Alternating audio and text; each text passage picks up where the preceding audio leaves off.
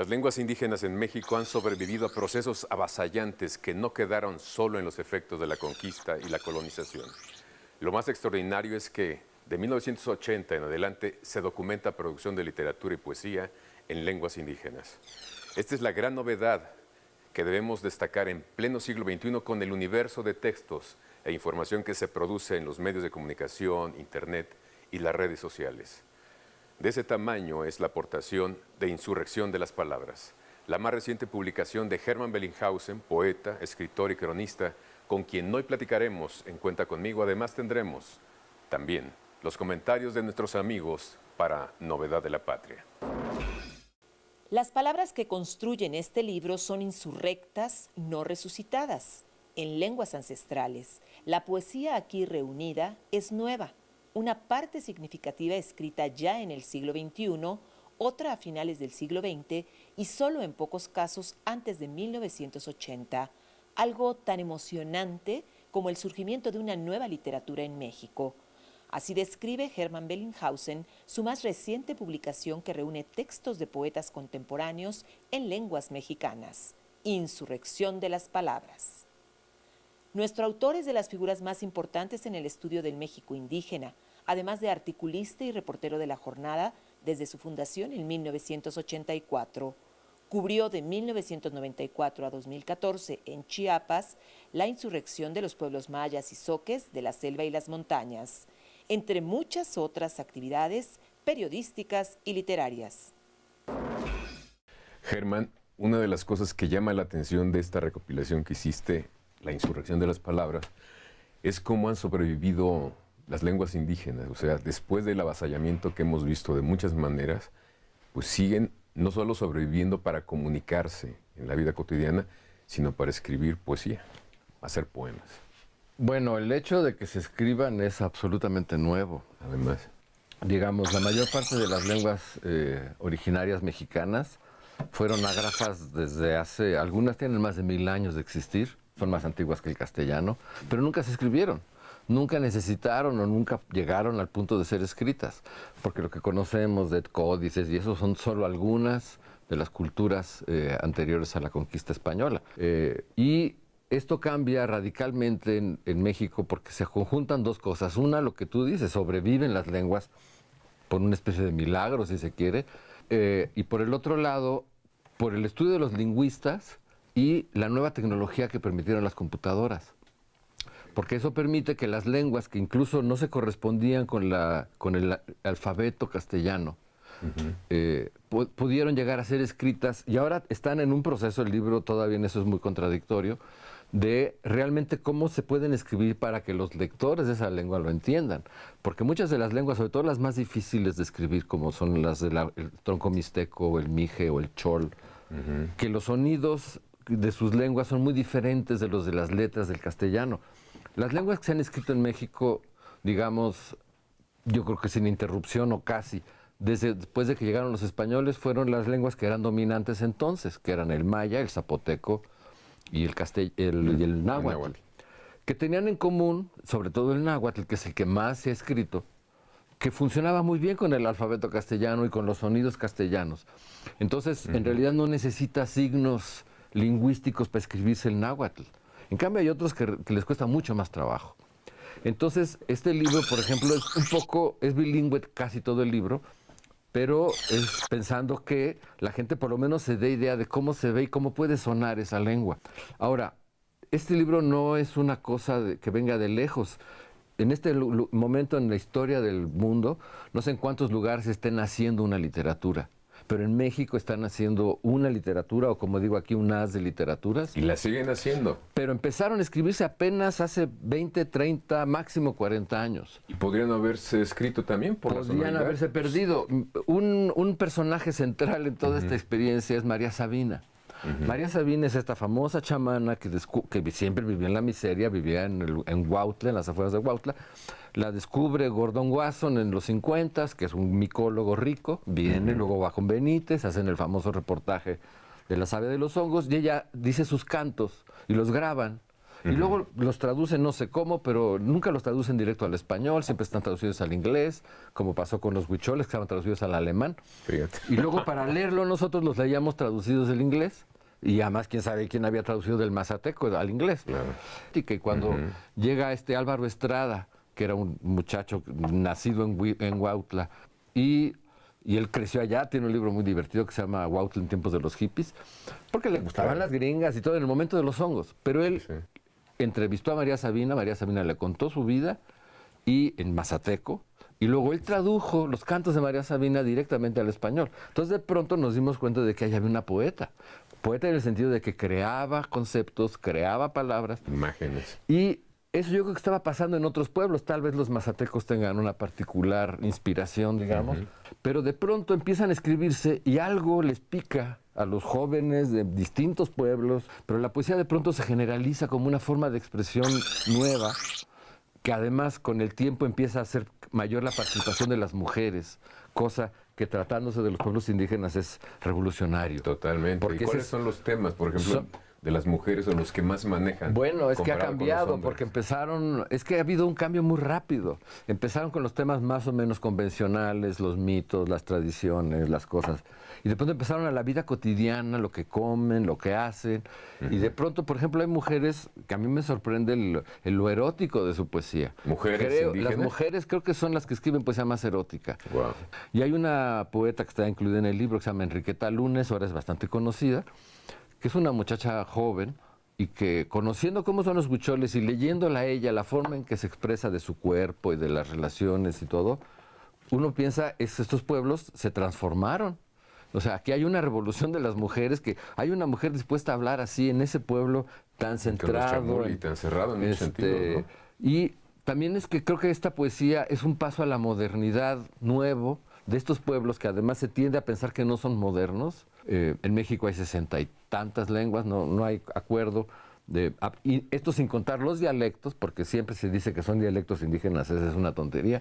Son lenguas, son idiomas. Y dentro de sus idiomas hay variantes dialectales, incluso idiomas muy diferenciados dentro de una misma lengua, ¿no? El náhuatl no digamos, porque el náhuatl además está diseminado en muchas partes del país. Es tal vez la lengua más, no solo es la más hablada, en los cálculos, todos los números que tenemos son a la baja.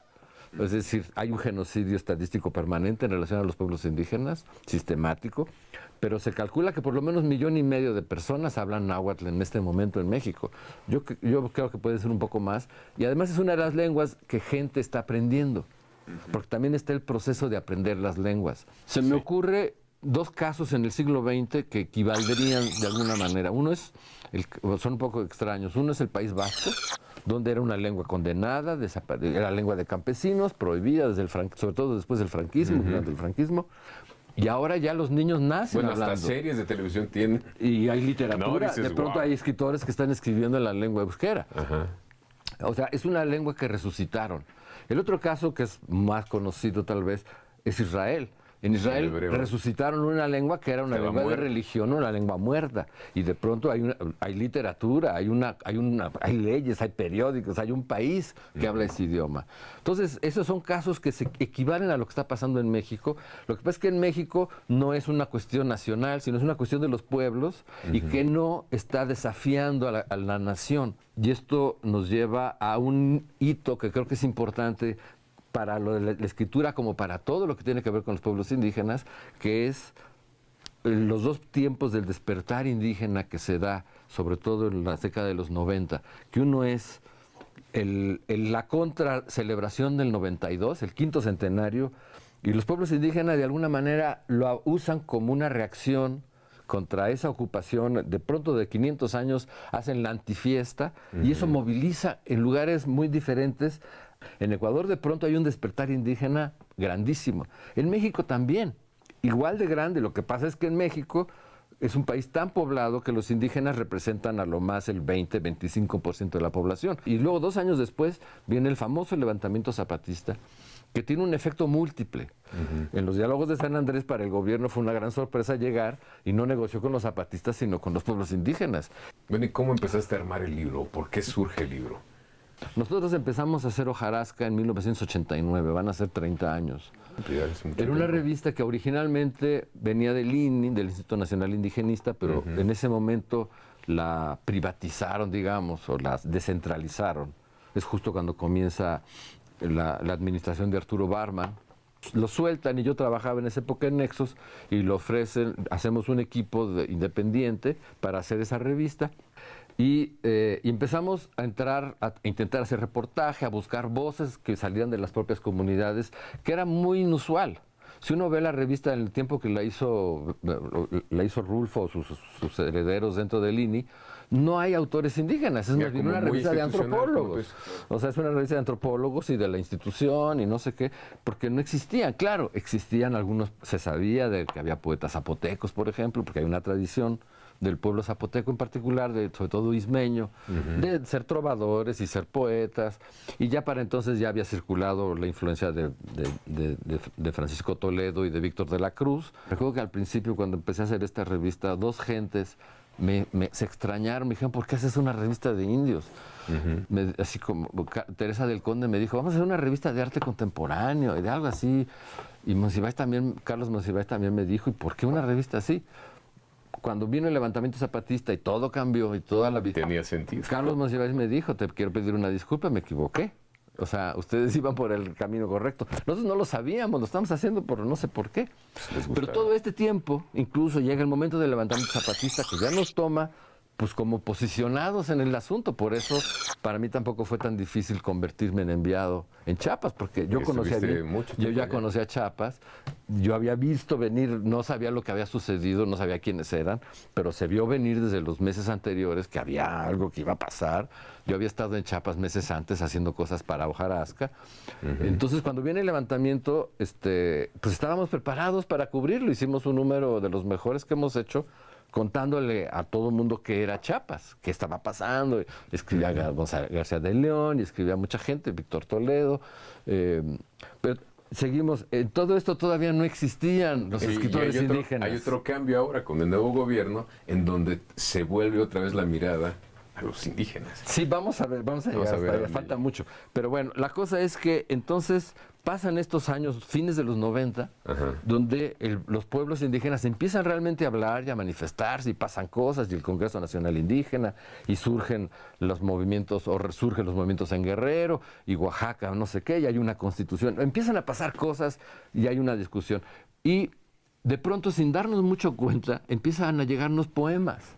Llegó la gente, los hacía llegar. De pronto no recuerdo, por ejemplo, Irma Pineda, que hace poco me contaba que la primera vez que publicó, ahora es una de las poetas más conocidas de la lengua zapoteca, además es activista, dice que la primera vez que publicó fue con nosotros en 99, yo no me acordaba. Pero quiero decir, ella ya actualmente tiene una colección grande de libros publicados y ha tenido una actividad muy, muy trascendente en la creación de toda una escuela de escritores que hay ahora en la lengua zapoteca del Istmo. Los Vinizá, que son que tienen una tradición fuerte, y de pronto hay una cantidad de autores. De hecho, hay un premio que da Francisco Toledo, el premio Casa. Cada año se premia a un escritor zapoteco de poesía.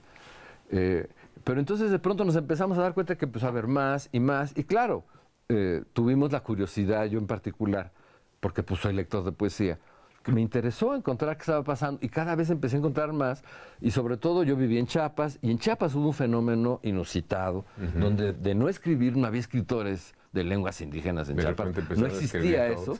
De pronto, tzotziles, poetas, a estas alturas yo podría decir que 3 de los mejores cuentistas mexicanos son celtales. O sea, realmente tienen algo, no sé por qué, los celtales son buenos cuentistas, los tzotziles son estupendos poetas, muchos, o sea, recuerdo una historia de Laurie Anderson que cuenta cómo fue a las montañas de Chiapas con su hermano que era antropólogo y vivió entre los tzotziles, y lo que recuerda es el sonido del lenguaje tzotzil. Dice, es una de las últimas tribus, así lo dice, es muy gringa, una de las últimas tribus mayas sobrevivientes, y su idioma es como un canto de pájaros. Y en efecto, cuando uno oye, y sobre todo si lo hacen con intención poética, uno está oyendo cantos de pájaros. Yo creo que esta poesía es muy importante que se pueda oír. Además es la forma en que está llegando a los pueblos que hablan estas lenguas. Bueno, originalmente se hizo de porque manera oral todo, ¿no? O sea, entonces este libro no es que yo fuera a pensar que iba a ser un libro, sino este libro es producto de 30 años. digamos, de los últimos 18, 20 años. En el siglo XXI, a partir del año 2000, si quieres 99, empieza a haber una nueva generación de autores, los que estaban, que ya existían, Natalio Hernández, Víctor de la Cruz, sobre todo los escritores náhuatl, los escritores mayas, los de las lenguas dominantes. Ya eran conocidos, ya algunos tenían incluso obras publicadas, había estudios sobre las literaturas en esas lenguas. Aparte estaba la influencia de gente como Miguel León Portilla y... Que ha sido básico, ¿no? Para fijar y todo el padre eso. Garibay, que antes habían sido como... Que habían hecho, de hecho habían creado casi... Como Gorman hablaba de la invención de América, ellos habían inventado la literatura prehispánica. Entonces la visión de los vencidos y los cantares eran una concepción occidental de las formas de expresión que habían recuperado de los pueblos mexicanos. Bueno, Portilla lo compara mucho, ¿no? Dice, por ejemplo, Nezahualcóyotl era tan importante y tan profundo como los presocráticos en Grecia. Ah, bueno, sí. Las lenguas sobrevivían y de pronto se podían escribir. Y hubo gente interesada en escribir. Y ahora están en una encrucijada importante, todas, incluso las lenguas más... ¿De escribirlas o no? No, de quién los va a leer. Es decir, todavía falta ahora educar para que la gente los lea. Pero un paso que también es importante y que también ayuda a la tecnología, y eso data desde que los mixtecos empezaron a migrar a Estados Unidos y aparecieron las videocaseteras, que empezaron a mandarles mensajes a sus pueblos, a su mamá. En sus idiomas, claro. Mandaban el dinero para que compraran la televisión, el reproductor. Bueno, eso lo vimos en el Cosauco, ¿te acuerdas? Sí, claro. Que decían, llegó un envío de fulano en tal y era un cassette, lo ponían y era para que lo escucharan. Y estamos hablando de 1991, pero bueno, pues empezando. Bueno, ese es un recuerdo muy bueno porque ahí fue donde lo comprobábamos. Entonces esa gente se estaba brincando a la galaxia de Gutenberg. Estaban mandando un mensaje en mixteco con imagen directamente a su pueblo. Así es. Y era una cosa todavía, ahora suena muy primitivo porque ahora lo puede mandar uno por el teléfono. Y lo hacen, ahora lo hacen todos los millennials. Pero ahora, por ejemplo, es muy notable en Facebook la cantidad de páginas que están en lengua indígena. De pronto hay páginas en alguna lengua ñañú, o en alguna lengua mixteca, o mije, o náhuatl, que entre los que saben la lengua se están leyendo. Evidentemente ya empieza a haber gente que la puede leer. Sigue siendo un reto para todas las lenguas y sobre todo para algunas, pero está otra cosa. Ahora hay, por ejemplo, la editorial Pluralia, que es una editorial que se ha dedicado a algunos de estos autores recientes, incluye en sus libros un compact disc, lo cual hace que el poeta leyendo sus poemas en lengua, eso cosa. Vas al pueblo, lo pones en la escuela, lo pasas por el radio, público, claro. Y el público puede no leerlo, pero los está escuchando. Empezó a haber publicaciones. Porque otra cosa es, ¿quién publicaba esta poesía? Pues muchos los gobiernos de los estados, sobre todo en los estados más indígenas. Yo sigo pensando, aunque ahora ha crecido mucho, que sigue siendo una cuota cultural. Es como tantas mujeres, tantos indios, tanto no sé qué. Son cuotas. Pero de todos modos, hay un camino de educación a la sociedad todavía muy atrasado. De aprendizaje de este lado también. Claro. Porque ellos también, claro. ¿Por qué no? Ah, no, también. Pero ellos no dejan de aprender, digamos. Por ejemplo, en el uso de las redes sociales, o sea, van a la misma velocidad o más que nosotros. Yo creo que se adelantaron por lo que tú dices de las grabaciones, ahora por teléfono. Sobre todo porque no escriben, se graban y mandan mensajes. Además tiene una utilidad mucho más perentoria para ellos y además incluye también el hecho de poder tener una conversación. Por ejemplo, uno va en el metro y hay una conversación de albañiles en otomí, porque quieren hablar en otomí, podrían estar hablando en español, pero de esa manera pueden hablar a voz alta y a nadie se entera de qué están hablando. Claro. Fíjate que le pregunté a León Portilla, le dije, para mí lo más importante para fijar la cultura es un texto, es un libro. Y él me decía, yo debería contestarle que piense lo mismo que usted, pero no. No es así. Dice, yo le dije, pero hay pueblos que los que más pudieron fijar sus cosas fueron, por ejemplo, los romanos, ¿no? Está el derecho romano, etcétera. ¿Por qué? Porque lo escribieron. Y me dice, sí, pero ¿cuántos hablan latín ahora? Dice, es una minoría que está refugiada en algunas iglesias y hablan muy mal latín. Y en el caso de otros pueblos, sin haber fijado sus idiomas, como el caso de algunas culturas mexicanas, están circulando y se siguen escuchando y se siguen usando. Te voy a leer un fragmento del prólogo donde habla Noam Chomsky. El lingüista y crítico global Noam Chomsky reflexionaba en 2004 estamos hablando de 2004, sobre la erupción de la escritura en las lenguas de México, particularmente Oaxaca. Para empezar, dice, la tradición letrada ocupa una pequeña parte de la historia humana. La mayoría de las culturas crecieron, sobrevivieron, florecieron con un porcentaje muy menor o ninguno de población letrada. Quiero decir, veamos la Biblia. No hubo un lenguaje escrito durante 1000 años y el libro fue compilado de las tradiciones orales mucho después. Es por eso que es tal conglomerado de cosas de Sumeria y Egipto, de lo que es ahora Israel-Palestina y lo que siga.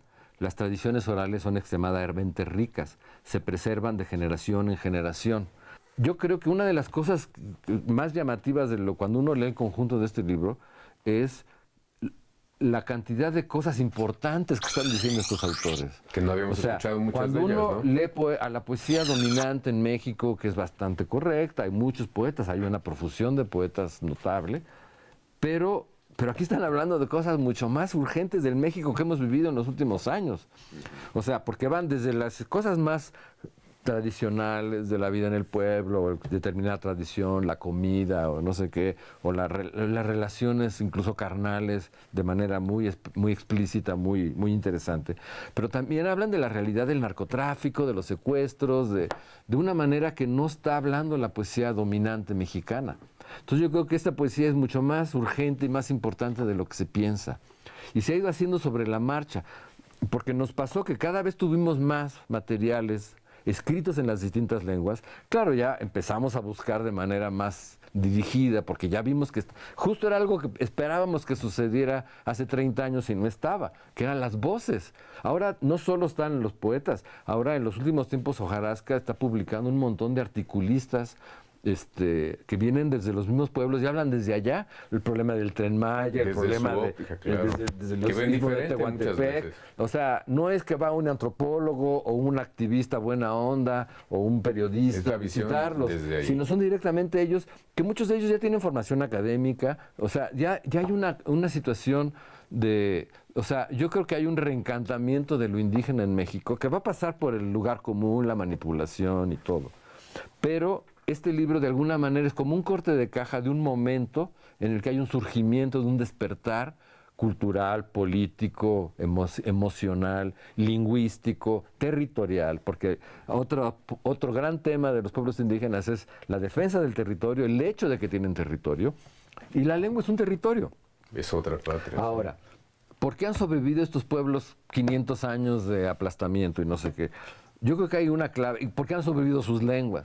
Una clave que pareciera no tan evidente, pero que es el maíz.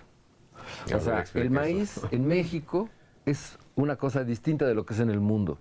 Es el único lugar del mundo donde el maíz no es para industria, bueno, sí es por supuesto para pienso de animales o para no sé qué, sino es la base de la alimentación. No que en otros países no se coma maíz, sobre todo en Sudamérica, pero no tiene el lugar central que tiene la dieta mexicana. Bueno, que es el centro de eso. No solo porque aquí surgió y hay una variedad increíble, sino porque es el único país donde el maíz, se sabe comer el maíz para que se vea proteína. Las tortillas, el secreto de las tortillas que no se comen en ningún lugar del mundo es que tienen cal, que tienen ceniza. Eso cambia la composición química de la tortilla y la vuelve mucho más nutritiva. Entonces, el maíz no puede ser separado de las lenguas porque todos estos pueblos que escriben comen maíz, siguen comiendo maíz a pesar de todo, a pesar de Maseca, a pesar de los gobiernos, a pesar de todo. Gracias, Germán, por compartirnos esto y porque tenemos la insurrección de las palabras. Nada más cuéntanos por qué insurrección de las palabras. Bueno, porque así empieza el prólogo del libro. Dice, las palabras, la palabra que construyen este libro son insurrectas no resucitadas, es decir, son lenguas que han estado ancestralmente y que de pronto se levantan y dicen, aquí estamos, y se expresan de manera a veces muy desafiante. Y por eso es una insurrección, y por eso poetas contemporáneos en lenguas mexicanas, porque una de las cosas que nos tenemos que acostumbrar es que las lenguas mexicanas son muchas, son, como decía, más de 60, y todas son mexicanas, tan mexicanas o más que el castellano. Y nada más una cosa sobre el castellano. El castellano es la lengua franca de los pueblos indígenas, porque para que se entiendan un náhuatl y un zapoteco tienen que hablar en español. Entonces este libro también tiene todo una mitad en español, porque es la lengua franca de todos ellos y también es la forma de acceder nosotros a esta poesía. Pues muchísimas gracias, Germán. Seguimos aquí.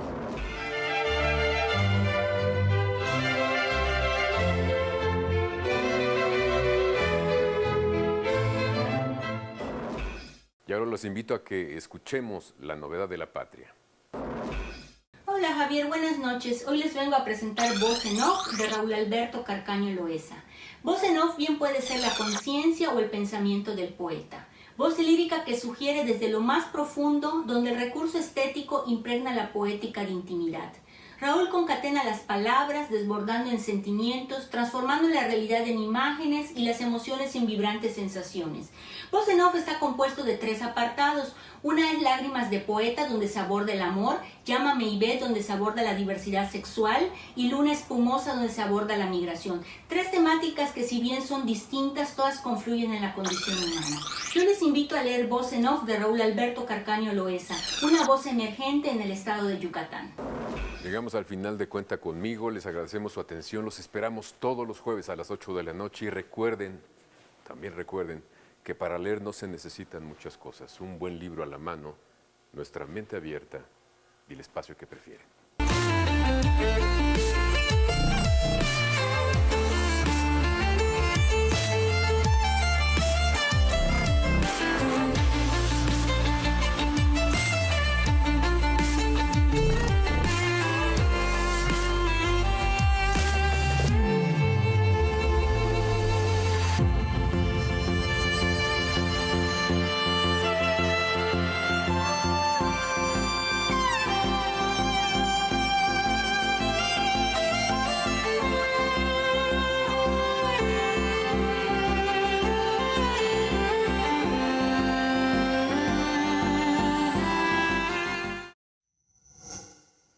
Gobierno de México.